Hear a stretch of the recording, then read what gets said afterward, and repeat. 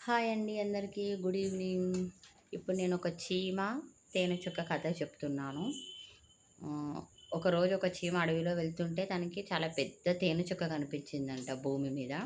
ఆ తేనెని కొంచెం నాకి చూసింది ఆ చీమ. చాలా రుచిగా ఉందనమాట. అయితే చీమ ఏమనుకుంది, కొంచెం తినేసి వెళ్ళిపోదాము అనుకుంది.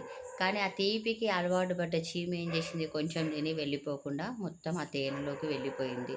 దాని తేనెలోకి వెళ్ళి ఆ తేనె జిడ్డు జిడ్డుగా ఉంటుంది కదా, పాపం చీమ కాళ్ళు మళ్ళీ తిరిగి బయటికి రాలేక అందులోనే ఇరుక్కుపోయి ఊపిరాడక అందులోనే చనిపోయింది. ఇప్పుడు ఇందులో మనకి నీతి ఏంటి చెప్పండి? ఏదైనా ఆ, మనకు పరిమితిలోనే ఉండాలి. ఆశ హద్దు దాటితే చాలా ప్రమాదకరం. ఎక్కడ మనిషి ఎంతవరకు ఉండాలో అంతే ఉండాలి. ఏదైనా సరే ఒక పరిమితి దాటితే ఆశ అనేది పరిమితిలో ఉన్నంత వరకు అది వినోదంగానే ఉంటుంది.